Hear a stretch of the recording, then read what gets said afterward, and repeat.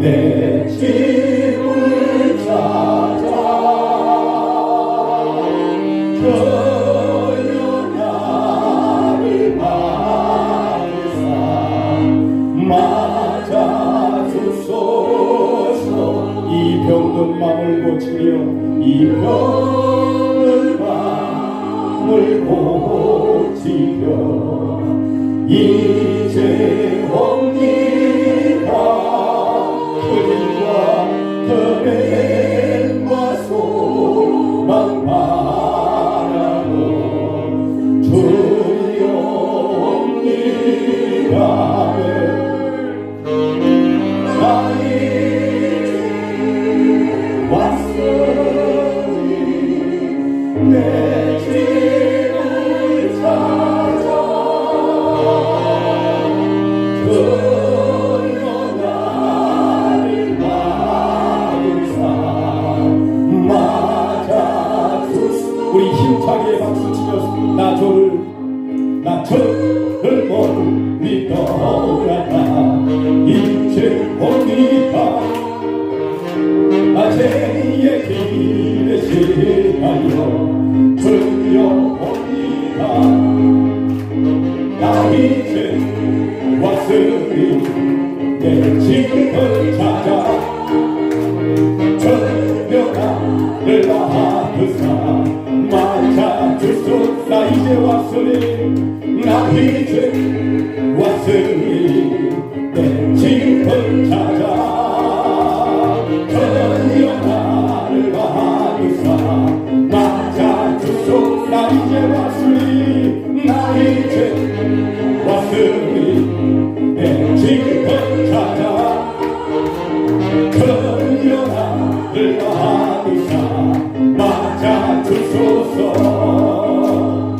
나 이제 왔으니 내 집을 찾아 전혀 나를 받으사 맞아주소서. 나 이제 왔으니 거친 세상에서 실패하거든 그 선고 자루만 아멘. 고뇌들 바라다 힘을 얻었네 그 선고 자루만 져라. 그 선고 자루만 져라. 그 선고 자루만 져라. 저가 눈 챙기 연구하세요. 그 선고 자루만 네가 어둠성을 네가 어둠성 거룩할 때에 그 선고 자루만 져라. 저가 잡혀간 내게 전세에 그 선고 자루만 아멘. 그 선고 자루만 져라. 그 선고 자루만 져라. 저가 노릇했기 인도하세요. 그 선고 자루 네가 어둠성을 네가 어둠성 거룩할 때에 그 선고 자루만 져라. 저가 잡혀간 내게 전하에 그 선고 자루만 져라. 그 선고 자루만 져라. 그 선고 자루만 져라. 저가 노릇했기 인도하세요. 그 선고 자루만 네 너의 죄악이지 너의 죄악이지 무너올 때에 그 선고 자루만 져라. 마음을 열어서 저를 모셔라. 그 선고 자루만 줘라. 그 선고 자루만 줘라. 그 선고 자루만 줘라. 인도하세요. 그 선고 자루만 줘. 그 선고 자루만 줘라. 그 선고 자루만 줘라. 그 선고 자루만 줘라. 주가 널 지키며 인도하세.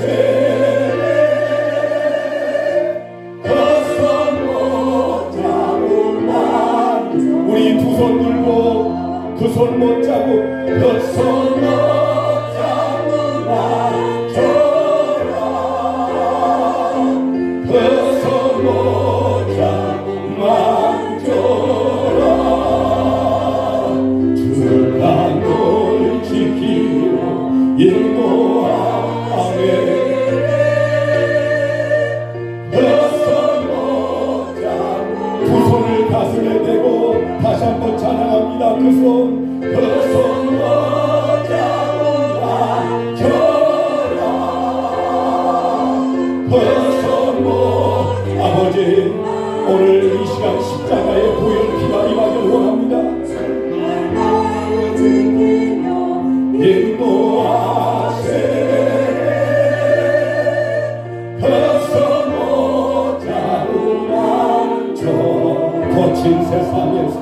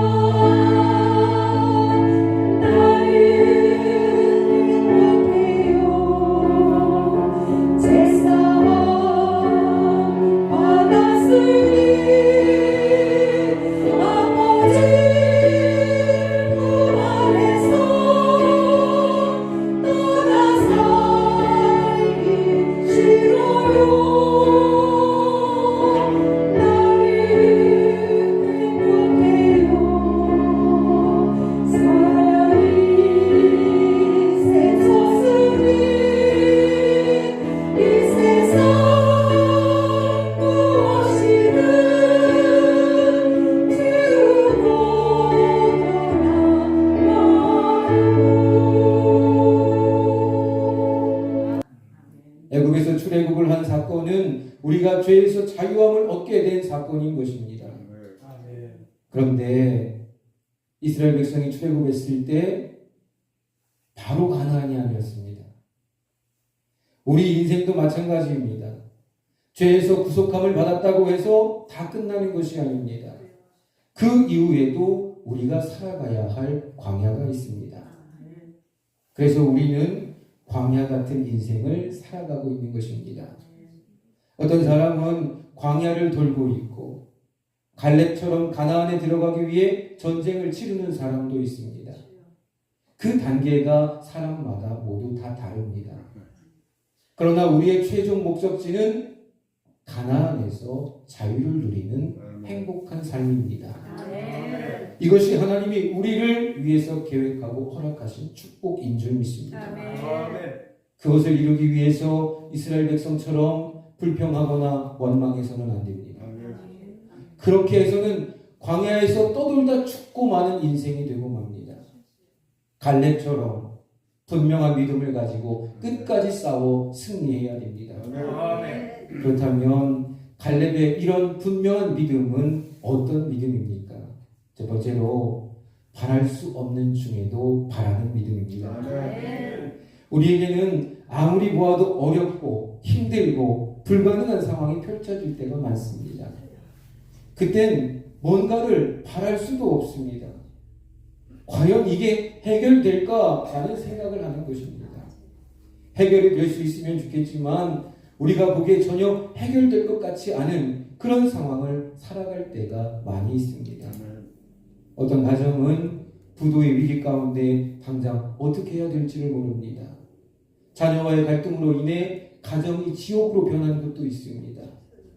불치병에 걸린 식구가 있는 가정도 있습니다. 불치병은 해결할 수가 없습니다. 돈이 아무리 많아도 소용이 없습니다. 한 사람의 가족이 아프면 가족 모두에게 근심과 걱정거리가 됩니다. 그런데 방법이 없습니다. 할 수 있는 것이라곤 아파하고 좌절하고 절망하면서 에이 모르겠다 자포자기할 수밖에 없습니다. 그래서 바랄 수 없는 중에 모든 것을 다 포기하고 이제 어쩔 수가 없다라는 마음을 갖게 되는 것입니다. 우리 속담에 오르지 못할 나무는 쳐다도 보지 말라라는 말이 있습니다. 현실을 직시하고 안 되는 것은 안 된다라고 빨리 받아들이는 것이 지혜로운 처사라는 의미입니다. 현실을 분석해 보면 이 말이 맞는 것 같습니다. 그러나 믿음의 사람, 하나님의 자녀들에게는 결코 맞는 말이 아닙니다. 하나님을 믿는 우리에게는 결코 불가능한 일이 없기 때문입니다. 여호수아와 갈렙은 포기하지 않았습니다. 아무리 그 상황이 어려워도 하나님이 나와 함께 하신다면 불가능은 없다라는 믿음을 가졌기 때문입니다. 우리도 인생을 살아가는 데 있어서 안 되는 일, 불가능한 일 이야기하지 말아야 됩니다. 하나님이 함께 하시면 능치 못함이 없습니다 라는 믿음을 가지고 도전해야 승리합니다. 출애굽을 성공시킨 지도자 모세는 이스라엘 백성들을 이끌고 홍해를 건너 광야로 갔습니다. 그리고 힘든 광야길을 거쳐 가나안 입구에 이르렀습니다. 가데스 바네아라는 곳에 서서 그게 가나안에 들어가는 바로 입구입니다. 가나안에 들어가기 전에 가데스 바네아에서 모세가 12명의 정탐꾼을 뽑았습니다. 이스라엘이 12지파니까 그 지파에서 각 한 명씩 뽑힌 것입니다. 그리고 너희들이 그 땅을 가서 먼저 보고 와라 시험을 했습니다. 비록 짧은 목회 기간이지만 목회를 하다 보니까 하나님께서 어떤 은혜를 주실 때에 그것을 넘어설 수 있는 믿음이 있는가를 보실 때가 있습니다. 어려운 문제가 오고 고통스러운 문제가 올 때에는 또 다른 축복이 들어오는 하나님의 마지막 테스트라는 것을 기억하고 믿음으로 넘어가야 됩니다. 때로는 네가 이래도 예수 믿을래? 이래도 포기하지 않고 기도할래? 이래도 네가 하나님만 의지할래? 라고 하시며 마치 시험하는 것과 같을 때도 있습니다. 그런데 그 순간에도 유혹에 넘어가지 않고 그것을 붙잡는 순간 고통의 장애물이 축복으로 들어가는 문이었던 것처럼 활짝 열리면서 또 다른 은혜와 축복이 넘치는 삶을 살아가게 하십니다. 가데스 바네아에 서서 12명의 정탐꾼을 보내는 이 장면을 읽으면서 제 마음에 와닿는 것은 이것입니다. 하나님께서 이스라엘 백성들을 축복하시기 위해 지금 믿음의 시험을 시작하시려는구나. 그런데 12명의 정탐꾼이 똑같은 땅을 보고 왔는데도 불구하고 두 편으로 나눠져 서로 다른 보고를 하고 맙니다. 10명의 정탐꾼은 아주 정직하게 이야기를 합니다. 그 땅을 보고 왔는데 그 땅은 참으로 좋은 땅이 맞습니다. 그런데 그 땅은 이미 주인이 있습니다. 그 주인은 바로 거인족입니다. 거인족은 우리가 싸워서 이길 수 있는 상대가 아닙니다. 만약 그랬다면 우리가 다 죽게 될 것입니다. 이 이야기를 듣고 많은 이스라엘 백성들이 통곡을 합니다. 뒤로 물러설 수도 없는 상황입니다. 홍해를 건너고 광야까지 왔는데 이제 어떻게 하라는 것입니까? 라며 대성통곡을 했습니다. 그리고 모세를 원망하기 시작했습니다. 반면에 똑같은 땅을 보고 왔음에도 불구하고 여호수아와 갈렙은 그 땅은 좋은 땅이 맞습니다. 거인족이 산다 해도 하나님이 주신 땅이니 들어가면 이길 수 있습니다. 하나님이 주시기로 축복한 땅인데 왜 주저하십니까? 올라갑시다. 들어갑시다. 라고 했습니다. 많은 백성들이 안타깝게도 여호수아와 갈렙의 이야기를 듣기보다는 정확하게 현실을 판단해서 보고했던 10명의 정탐꾼의 이야기에 귀를 기울입니다. 결국 그들은 하나님의 축복을 누리지 못했습니다. 여호수아와 갈렙만이 하나님의 유업을 받는 자가 됐습니다. 그런데 여호수아와 갈렙이 바보가 아닌 이상 왜 그런 보고를 했을까요? 자기들도 거인이 사는 것을 똑같이 보았습니다. 그럼에도 불구하고 들어가자라고 했던 이유는 10명의 다른 정탐꾼들이 가지지 못했던 한 가지가 있었기 때문입니다. 그것은 바로 믿음입니다. 여호수아와 갈렙은 살아있는 진짜 믿음을 가지고 있었습니다. 그러면 10명의 정탐꾼, 그들은 하나님을 몰랐을까요? 아닙니다. 그들도 하나님을 알았고 하나님의 기적을 눈으로 보았던 사람들이었습니다. 그런데 정작 문제가 눈앞에 생기니까 하나님을 받아들인 것이 아니라 현실을 받아들인 거예요. 우리는 현실을 받아들이기 이전에 하나님의 말씀을 먼저 받아들여야 될 줄로 믿습니다. 여호수아와 갈렙은 현실의 벽이 아무리 높고 그 벽이 넘기 힘들다 할지라도 그보다 더 크신 하나님이시고 그분이 우리를 인도하신다면 그것이 문제가 되지 않는다는 확신이 있었습니다. 이런 믿음이 있었기 때문에 여호수아와 갈렙은 주저하지 않고 들어갑니다. 우리는 이 10명의 정탐꾼과 여호수아와 갈렙 두 사람의 보고를 통해서 우리 자신을 한번 다시 돌아봐야 합니다. 우리가 평소에 아무 문제가 없을 때는 믿습니다. 아멘. 할렐루야. 잘하죠. 할 수 있거든이 무슨 말이냐? 믿는 자에게는 능치 못함이 없다 라고 하면 아멘. 내가 믿습니다 라고 합니다. 그런데 정작 문제가 나에게 닥쳤을 때 믿음으로 그 문제를 받아들이지 못합니다. 다윗이 골리앗 앞에 물맷돌을 던졌더니 골리앗이 쓰러졌습니다. 우리도 믿음의 물맷돌을 던져야 합니다 라고 하면 아멘, 저도 이제 물맷돌을 던지겠습니다 라고 합니다. 그런데 정작 내 앞에 골리앗이 서게 되면 나는 못합니다 라고 합니다. 많은 이스라엘 군인들이 뒤로 물러나 있었던 것처럼 우리도 그 문제 앞에 다윗과 같이 믿음으로 나가는 것이 아니라 뒤로 물러설 때가 많은 것이 현실입니다. 세상은 늘 어렵다, 안 된다 라고 말합니다. 지금 섣불리 덤비면 안 됩니다. 우리도 매일 이런 이야기를 하고 있지 않습니까? 그런 말이 틀린 말은 아닙니다. 그러나 그 말이 또 다 맞는 것도 아닙니다. 왜냐하면 그 말에 무언가가 빠져 있습니다. 그것은 바로 하나님입니다. 우리에게 하나님이 함께 하시는 임마누엘 하나님에 대한 확신만 있다면 안 됩니다가 아니라 세상 사람은 못하지만 우리는 할 수 있습니다. 하나님이 역사하시면 능치 못함이 없습니다. 라고 믿음으로 고백하며 나아갈 수 있습니다. 하나님이 어떤 하나님이십니까? 로마서 4장 17절에 있는 말씀처럼 죽은 자를 살리시는 하나님, 없는 것을 있는 것으로 부르시는 하나님이십니다. 기록된 바 내가 너를 많은 민족의 조상으로 세웠다 하심과 같으니 그가 믿은 바 하나님은 죽은 자를 살리시며 없는 것을 있는 것으로 부르시는 이시니라. 아멘. 세상은요, 없으면 없다고 합니다. 그런데 하나님은 없어도 있다고 하십니다. 하나님이 말씀하시는 순간 어떤 것이 생겨납니다. 전지를 창조하실 때 유에서 유를 만드신 것이 아니라 무에서 유를 만드셨습니다. 아무것도 없었습니다. 그러나 하나님이 있다 말씀하시니까 빛이 생겼습니다. 하나님이 있다 말씀하실 때마다 새로운 것이 생겨났습니다. 그래서 로마서 4장 17절에 보면 하나님이 죽은 자까지도 살리시고 없는 것을 있는 것처럼 부르시는 이시니라 라고 말씀합니다. 우리에게 이런 믿음이 있어야 됩니다. 없다라고 말해서는 안 됩니다. 우리 자녀들에게 지혜가 없고 우리 가정은 되는 일이 없어 이렇게 이야기해서는 안 됩니다. 있다라고 해야 됩니다. 세상에 답이 없는 문제는 없습니다.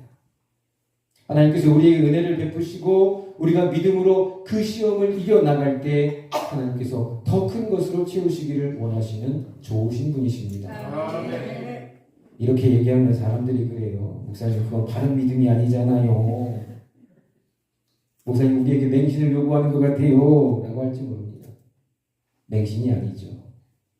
어떤 사람은 그래요. 이해되는 것만 믿으려고 해요. 근데 그건 믿음이 아니에요. 이해되는 것이지. 믿음은 바랄 수 없는 것을 믿는 것이 믿음입니다. 히브리서 11장에 보면 수많은 성경의 인물들의 이야기가 나오면서 믿음은 바라는 것들의 실상이요 보지 못하는 것들의 증거다. 선진들이 이로써 증거를 받았다라고 말씀합니다. 믿음은 바라는 것들의 실상이요 보이지 않는 것들의 증거니 선진들이 이로써 증거를 얻었느니라. 아멘. 또 로마서 4장 18절에 또 보면 아브라함이 바랄 수 없는 중에 바랐다라고 말씀합니다. 아브라함이 바랄 수 없는 중에 바라고 믿었으니 이는 내 후손이 이 같으리라 하신 말씀대로 많은 민족의 조상이 되게 하려 하심이라. 아멘. 바랄 수 없는 중에 바라는 믿음을 가질 때 아브라함이 믿음의 조상이 될 수 있었습니다. 만약에 하나님이 존재하지 않으신다면 우리의 믿음은 망상이고 헛된 맹신이고 잘못된 것을 가르치는 것일 것입니다. 그러나 하나님은 분명하게 살아 계십니다. 우리는 거짓을 믿는 것이 아니라 그 믿음으로 말미암아 기적의 역사를 보게 될 줄로 믿습니다. 우리가 세상을 살아가는데 얼마나 많은 험난한 일들이 있습니까? 광야를 건너는 것도 힘들고 요단강을 건너는 것도 힘들고 전쟁을 치르는 것도 힘들고 다 힘이 듭니다. 우리 눈에는 힘들지 않은 것들이 없습니다. 그러나 우리에게는 대장 되시는 예수님이 함께 계십니다. 그 주님과 함께 가면 그 모든 위기와 어려움을 극복해낼 수 있습니다. 하나님은 우리를 앞으로 믿면서 야, 너 혼자 잘 살아봐. 어떻게든 건너와봐. 못 건너오면 난 너 상관 안 해. 이렇게 말씀하시는 분이 아니십니다. 우리와 늘 옆에 항상 계시는 하나님이십니다. 그러므로 여러분 힘든 문제가 생길 때마다 하나님 내 손을 잡아주셔서 이 문제를 건너가게 하옵소서.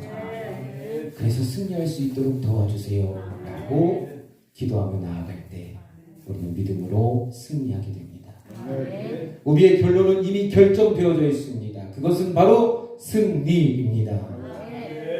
아무리 어려운 환경이 온다 할지라도 우리는 이기는 자들입니다. 이것을 믿어야 돼요. 그러므로 우리는 바랄 수 없는 중에 바라는 믿음을 가진 자들이 되시기 바랍니다. 두 번째로는 포기하지 않는 믿음입니다. 갈렙의 믿음이 위대한 이유는 상황이 바뀌었다고 해서 포기하지 않고 인내함으로 기다렸다는 데 있습니다. 여호수아와 갈렙이 너무 답답했습니다. 하나님이 이스라엘 백성을 축복하시려 하니 믿음으로 믿습니다 하고 건너면 바로 가나안에 들어갈 수 있었습니다.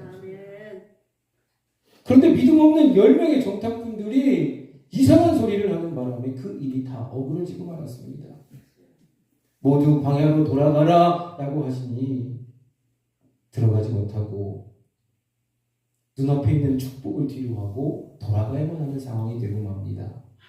이게 얼마나 억울합니까? 근데 이때 갈렙이요, 이제 하나님 앞에 축복받긴 다 글렀어. 저 10명의 사람들 때문에 다 망했어. 이제 더 이상 소망이 없어. 이제 이스라엘이 끝이야 라고 이야기하지 않습니다. 이렇게 이야기합니다. 지금 하나님께서 우리를 뒤로 돌려보내시지만 하나님은 약속하신 것을 이루시는 신실하신 하나님이야.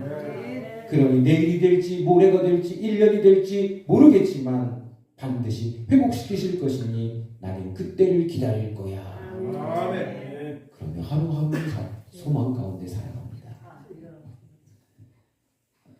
소망 가운데 혹시 오늘 하나님이 말씀하실지 모른다. 오늘이 하나님의 때일지 모른다 라는 기대를 가지고 나아가다 보니까 어느덧 45년이 흘러갔습니다. 아이고 45년씩이나 기다렸어요 라고 말할지 모르겠습니다. 그런데 45년을 기다린 것이 아닙니다. 45년이라고 하는 숫자는 여호수아와 갈렙에게는 무의미한 것입니다. 하나님을 기대하는 소망을 가지고 하루하루를 살았기 때문에 지나온 45년의 인생은 갈렙에게 소망의 인생이었습니다. 우리에게도 어떤 어려운 문제가 있을 때 하루하루를 하나님이 살아계시니 나를 인도하실 것이다 라는 소망을 가지고 살아갈 때 하나님이 역사하셔서 우리의 문제를 풀어주십니다. 하나님이 역사하시는 것도 은혜이지만 그렇게 하루하루를 살아갈 수 있는 것 또한 하나님이 우리에게 주신 놀라운 하나님의 은혜라는 사실을 기억해야 합니다. 갈렙은 그의 평생이 즐거웠습니다. 하나님과 동행하는 인생이었고 하나님의 도우심 가운데 믿음으로 승리하는 인생이 되었습니다. 이처럼 믿음의 사람에게는 소망이 있습니다. 진짜 믿음이 있는 사람은 죽는 마지막 그 순간까지도 소망을 포기하지 않습니다. 그리고 이 소망이 있는 사람은 어떤 어려움, 역경이 와도 그것을 이겨내고 참아내고 견뎌냅니다. 아멘. 믿음이 없으면 소망이 없습니다. 소망이 없으면 어려움이 왔을 때 절망하고 쓰러지는 인생이 되고 맙니다. 그래서 예수님께서도 이 땅에 오셔가지고 가르치셨던 것이 바로 믿음입니다. 너희가 믿으면 하나님의 영광을 볼 것이다. 아멘. 우리는 살아계신 하나님을 믿을 때 하나님의 영광을 보게 됩니다. 그래서 우리는 때로 인생을 살다가 어려운 문제가 온다 할지라도 내 눈앞에 펼쳐진 상황을 보면서 이렇다 저렇다 결론 내려서는 안 됩니다. 그 상황을 만드시고 문제를 해결하시는 나와 함께 하시는 하나님을 믿는 믿음으로 하나님의 말씀만을 의지하며 나아가는 사람이 되어야 합니다. 우리의 상황은 다 지나갑니다. 우리에게는 모두 다 어려운 일이 있었을 것입니다. 그런데 그 문제가 지금 남아있으십니까? 다 사라졌습니다. 그래서 성경은 천지는 없어지거니와 내 말은 영원히 사라지지 않는다 말씀하십니다. 우리는 안개처럼 사라져 없어질 상황을 의지하지도 두려워해서도 안 됩니다. 영원히 변하지 않으며 사라지지 않는 하나님의 말씀만을 의지하고 붙잡아야 합니다. 그럴 때 하나님의 놀라우고 크신 은혜, 축복의 은혜, 기적의 역사를 체험하게 됩니다. 말씀을 받을 때 지식으로 받아서는 결코 안 됩니다. 성경을 읽다가 어느 순간 그 말씀이 내 가슴을 두드릴 때가 있습니다. 그럴 때 나 성경 읽다 감동받았네가 아니라 지금 하나님이 나에게 이 말씀을 주시는구나, 이 약속의 말씀을 주시는구나 하고는 그 말씀을 믿음으로 붙잡아야 합니다. 그 말씀에 대한 나의 믿음이 역사해서 기적을 이루어내는 것입니다. 하나님은요, 우리의 믿음이 없는 곳에 역사하지 않으십니다. 예수님이 나사렛에서 복음을 전하셨죠. 근데 그때 사람들이 예수님을 보고 이렇게 얘기해요. 저게 누구야? 목수의 아들이잖아. 너무 잘하는 사람이라 믿지 않았습니다.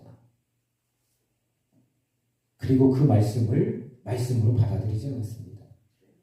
그래서 예수님은 그 자리를 떠나셨습니다. 성경에는 이렇게 말씀합니다. 저희가 믿지 아니함으로 예수님이 그 마을을 떠나셨다. 이방인이라 할지라도 믿는 곳에는 기적의 역사가 일어났습니다. 설교 말씀을 들을 때 설교자의 이야기로 들어서는 안 됩니다. 감동이 올 때는 내게 주시는 하나님의 말씀으로 받아들여야 합니다. 그럴 때 비록 인간의 말로 전하는 것이지만 내 안에 역사하시는 하나님의 능력이 되는 것입니다. 그리고 목사님들이 이렇게 지나가다가 툭툭 하는 말 있잖아요. 권사님 잘 될 거예요. 해결될 거예요. 그 말도 아멘으로 받으셔야 돼요. 믿음이 있어서 아멘으로 받을 때 그 말씀이 역사하는 것입니다. 권사님 잘 될게요. 낙심하지 마셔요. 아멘 받아야 합니다. 눈치 없게 목사님 잘 몰라서 그래요. 지금 상황이 너무너무 어려워요. 안 좋아요. 그럼 역사가 나타나지 않아요. 주의 종이 그렇다고 하면 무의식적으로 전하는 말이라 할지라도 믿음으로 받아들일 수 있는 자들이 되어야 합니다. 성경에 보면 사무엘의 어머니 한나가 나오죠. 그런데 그 당시 제사장이 누구예요? 엘리라고 하는 사람이잖아요. 기도도 안 하고 영감이 딱 떨어지는 저와 같은 사람이었던 것 같아요. 하나님의 환상이나 이상을 꿈꾸지도 못했습니다. 그러니까 한나가 자식을 달라고 엎드려 기도하는 것을 보고 이게 기도하는 것인지 술 취한 것인지 구분하지 못했어요. 그래서 왜 술에 취해 그러느냐라고 해요. 그러자 한나가 그래요. 술을 먹은 것이 아니라요. 내 마음이 너무 답답해서 기도하는 중입니다. 엘리가 얼마나 겸연쩍었겠어요. 창피하기도 하고. 그러니까 한나한테 그러죠. 야, 이 하나님이 네 기도를 들었으면 좋겠다. 이 한마디 툭 떠는 거예요. 근데 한나가요, 그 말을 듣고 뭐 그렇게 성의 없이 얘기하시는 거예요? 라고 하지 않아요. 그 말을 믿음으로 받아들입니다. 아멘이라고 하고 한나의 얼굴에 근심이 사라졌다고 생각합니다. 그리고 나서 어떻게 됐죠? 여러분도 잘 아시는 것과 같이 사무엘을 잉태하고 출산하였습니다. 하나님의 말씀은요, 상황을 보고 이해하는 것이 아닙니다. 가슴이 뜨거워지면 그냥 그 말씀을 나에게 주시는 말씀으로 받아들여야 합니다. 그럴 때 하나님이 역사하십니다. 이사야서 55장 10절 11절 다음과 같이 말합니다. 이는 비와 눈이 하늘로부터 내려서 그리고 되돌아가지 아니하고 땅을 적셔서 소출이 나게 하며 싹이 나게 하여 파종하는 자에게는 종자를 주며 먹는 자에게는 양식을 줌과 같이 내 입에서 나가는 말도 이와 같이 헛되이 내게로 되돌아오지 아니하고 나의 기뻐하는 뜻을 이루며 내가 보낸 일에 형통함이니라. 아멘. 하나님의 말씀에 대해서 이야기하는 것입니다. 비와 눈이 하늘에서부터 내려집니다. 내려서 어떻게 합니까? 땅을 적셔서 소출이 나게 합니다. 파종하는 자에게 종자를 줍니다. 음식을 먹는 자에게 양식을 줍니다. 비와 눈이 내리지 않으면 우리가 어떻게 양식을 얻을 수 있겠습니까? 하나님의 말씀이 이와 같습니다. 비와 눈이 하늘에서 내려 땅을 적시는 것처럼 하나님의 말씀이 우리의 갈급한 심령에 단비가 돼서 우리의 심령을 적시니 우리의 심령에 열매가 맺혀지게 되는 것입니다. 그래가지고 헛되이 내게로 되돌아오지 않고 나의 기뻐하는 뜻을 이룬다라고 하십니다. 하나님의 말씀을 받아들일 때 우리의 심령 가운데 놀라운 열매들이 맺히게 됩니다. 이 말씀이 사실이라면 우리가 하나님의 말씀을 읽고 묵상하는 것이나 교회에 나와 예배드리며 설교 말씀을 듣는 것이나 그 시간이 매우 복된 시간이라는 것을 깨달아야 합니다. 하나님의 말씀은 살아있고 놀라운 역사를 이루어 갑니다. 그렇다면 우리는 그 말씀을 믿음으로 붙잡아야 합니다. 포기하거나 뒤로 돌아서서는 안 됩니다. 말씀에 의지하여 승리하며 나아가야 됩니다. 마지막으로 도전하는 믿음입니다. 갈렙의 믿음이 대단한 이유는 갈렙은 믿음으로 끝내지 않고 행동으로 옮겼다는 것입니다. 여호수아서 6장 10절에 보면 내가 오늘 85세로 돼 모세가 나를 보내던 날과 같이 라고 기록하고 있습니다. 모세가 보내던 날이 언제입니까? 40세 때 이야기를 하는 거예요. 내가 여전히 강건해 내 힘이 그때나 같아서 싸움이나 출입을 감당할 수 있습니다. 그러니 그날에 여호와께서 말씀하신 이 산지를 내게 주소서라고 했습니다. 45년을 기다렸지만 나는 여전히 기운이 빠지지 않고 힘이 똑같습니다. 라고 한 거예요. 근데 여러분, 정말 똑같을까요? 어떻게 40세하고 85세가 같을 수가 있어요? 그렇지 않습니다. 그럼에도 불구하고 갈렙이 똑같다라고 외친 이유가 무엇일까요? 내가 힘이 강건해서 아낙 자손을 이길 수 있습니까? 아닙니다. 내가 청춘의 힘을 가졌어도 하나님이 도우시지 않으면 이길 수 없습니다. 갈렙은요 40세 때에도 하나님이 함께 하셨던 것처럼 85세가 된 지금도 하나님이 함께 하시니 비록 힘이 빠지고 연약해졌다 할지라도 그때나 지금이나 다를 바가 없다라고 하는 이야기를 하는 것입니다. 왜냐? 어차피 이기게 하시는 분은 하나님이시니 두렵지 않다는 것입니다. 우리도 갈렙과 같은 강대한 믿음을 가지셔야 됩니다. 이 믿음을 가지고 도전하며 나아가야 됩니다. 나는 못해요. 젊었을 때는 했지만 이제 나이가 들었는데요. 이거는 무슨 말이냐면요. 내가 지금까지 살아오면서 하나님 도움 없이 살아왔습니다. 라는 이야기예요. 그렇지만 내 나이와 상관없이 난 할 수 있습니다. 라고 말하는 거는요. 나는 어렸을 적이나 청년의 시절이나 믿음으로 살았고 지금도 믿음으로 살고 있습니다. 라는 말이에요. 갈렙이 예전이나 지금이나 동일합니다. 라고 말한 것은요. 나는 나의 힘을 의지하고 살지 않습니다. 하나님의 말씀만을 의지해 믿음으로 삽니다. 라는 이야기를 하고 있는 것입니다. 우리도 이런 믿음을 가지셔야